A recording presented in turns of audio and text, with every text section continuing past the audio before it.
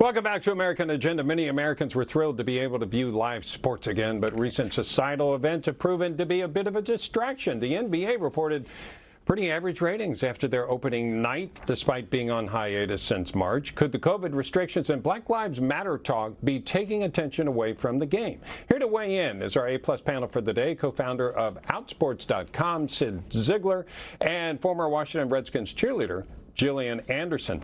Jillian, you know, when I watch sports, it's kind of to get away from politics. I mean, occasionally there are exceptions to that, but so we're seeing the athletes be political now. Do you think that's a distraction? It's absolutely a distraction. Why does everything have to be political? I mean, through my experience, I love sports because it is a distraction from work, from life, from everything else. You get to come together and unify all ages. I mean, really all races, all ends of the spectrum. I mean, we're all together cheering on a sport. It is a pastime. It should be fun. It should be uniting, a way to bring people together, have fun, eat hot dogs, popcorn, and watch a game. Yeah. And Sid, you'd agree with that, right? Is something going wrong with that equation? No, I think one of the things that you saw is all of these leagues, the National Women's Soccer League, NBA, they all had big ratings for their first premier game. Right. Because people were tuning in. They just wanted to see what was this going to look like. Right. And though the data set, you know, it's only been a couple of weeks, so it's a little difficult to tell. But, you know, you look at golf. Golf ratings are up big. There are no demonstrations in golf. So it'll be interesting to see over the next few weeks if the trend in the WNBA in particular and the NBA continues. Yeah, you know, Jillian, you've been a cheerleader in front of people, and you know the energy of the crowd and how important that is, especially in Washington, which is big-time football town. Do you think what's going on here is there just isn't the same energy because there is not a crowd to cheer on, and it does look like we're watching a video game? I mean, so I worked in football, and I can't imagine as a football player really just taking those hits, doing that hard sport, and not having the energy of the crowd to cheer you on, to motivate you to keep doing those things. I mean, the crowd is part of the fun. It's part, you know, and it's a completely different watching from your couch, and it is watching from the stands. And what I'll say is, I would have the opportunity to meet so many different families, legacy, you know, Redskins fans, or say Washington football team fans. And, you caught yourself there, didn't you?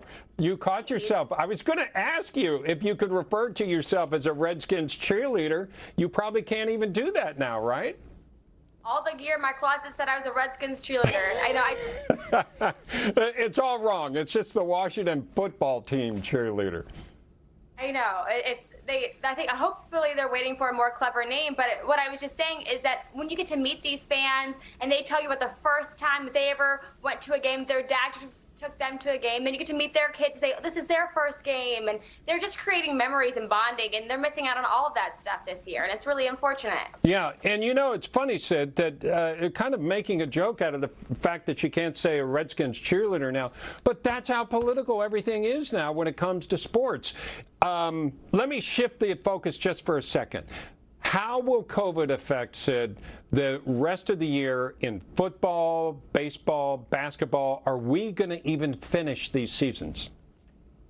I think some of the leagues where they are in a bubble, I think they have a good chance. But the chances of Major League Baseball and the NFL, unless there's just a complete departure from how we're approaching this and how we're approaching the idea of contracting the disease, I find it difficult to believe. But the leagues that are in a bubble, the WNBA, NBA, I think they have a good shot. Okay. Jillian, what is the plan for you and the cheerleaders? I mean, I guess there aren't going to be fans? Yeah, I mean, I'm not sure what the plan is. So I don't cheer anymore, but I'm not sure what the plan is for moving forward. I can't imagine that they're doing much on game day anymore. Not much to cheer for. But I can say there's a lot of golf going on in my house now. I'm not the one watching, my husband, but... Yeah, but you know, Sid, watching golf, and I'm a golf fan. I've been to Augusta, and you never count on the fans to affect the play because these guys are cool cucumbers.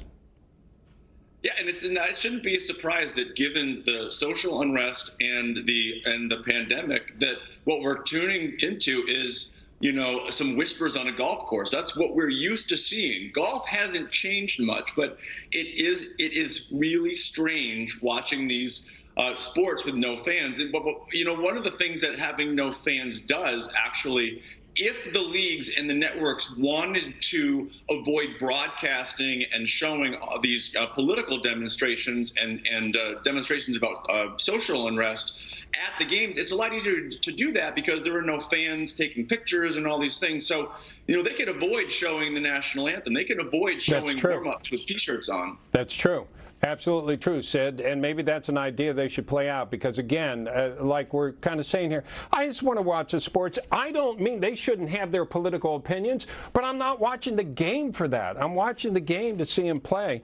And I hope the Skins are back and playing soon because I'm a Skins fan, or I guess I'm a football team fan. Washington football fan until Washington gets taken away. Then you're just the capital city football fan. Yeah, absolutely. To me, they're still the Redskins. So Sid and Jillian, thank you so much for joining us. Coming up, folks, we're going to be back. Newsmax TV is now America's fastest growing cable news channel. We give you the real news you need. So subscribe to our YouTube channel and give us a thumbs up. If you like this video, share it with your friends. Newsmax TV streams live on YouTube for free. Newsmax TV, real news for real people.